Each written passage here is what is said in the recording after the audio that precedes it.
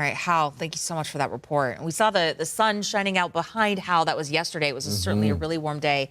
Sounds like we're getting a lot more of that today, Samara. Oh, yeah. And things are going to get hotter from here going to the weekend. We're already waking up just before sunrise, and you can already see the orange hue and mostly clear conditions. We're going to really heat things up. Excessive heat warnings remain in place for the Inland Empire, the Antelope Valley, Appaloosa Valley, our mountain communities, the Coachella Valley. It's widespread. We're in the thick of this heat wave, and we're going to continue to see these temperatures, again, getting higher. Look at yesterday. It's been a cruel summer, and it will continue to be that way going into the weekend and into the early part of the next work week. Into Tuesday, we could be looking at similar temperatures. So not a whole lot of relief.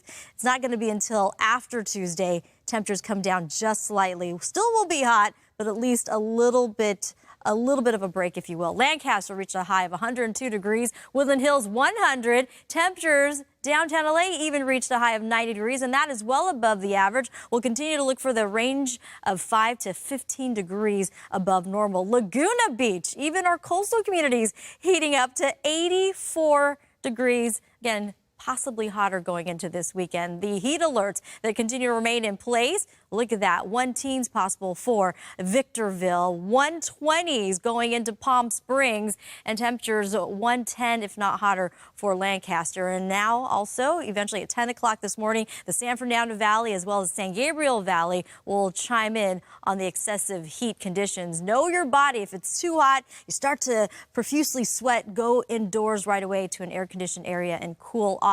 We're not alone in this heat wave. That dome of high pressure is really enhancing the heat across the Central Valley of California. Fresno could reach triple digits. Even San Francisco abnormally hot for this time of year. Reno, Vegas could reach a high of 115 to 117 going this weekend. No relief in Phoenix as well. Abnormally hot there. And that area of high pressure, like I just mentioned, it will remain anchored over much of the Southwest, and eventually will adjust and kind of shift a little bit to the east more towards Arizona.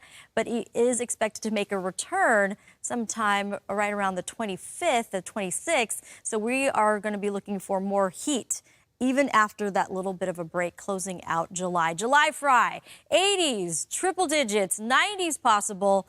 Temperatures out in mountain communities even hot there. 120 possible record breakers going into Palm Springs. Really hot conditions there. Maybe you spend some money on some cool stuff to help cool you down, like a beach umbrella or one of those cooling fans. Maybe. Or those misters.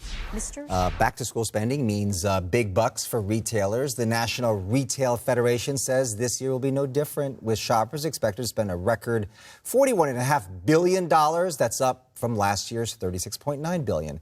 Back to college spending is expected to hit about $94 billion, $20 billion more than last year's record. People spending a lot of money. Amazon says this year's Prime Day event was the biggest in history. Really? Although they didn't reveal how much money was earned, they said over 375 million items were purchased worldwide. Tuesday, the first day of Prime Day, was the largest sales day in Amazon's history. Now, other major retailers were offering deals to try to compete, including Target and Walmart.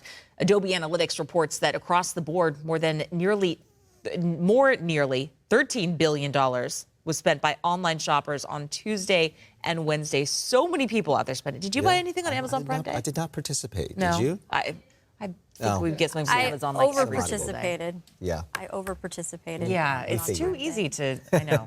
Every day's Amazon Prime Day. All right, coming up, we take a look at this morning's top stories, including an update on the death of Robert De Niro's grandson. We'll have more on that.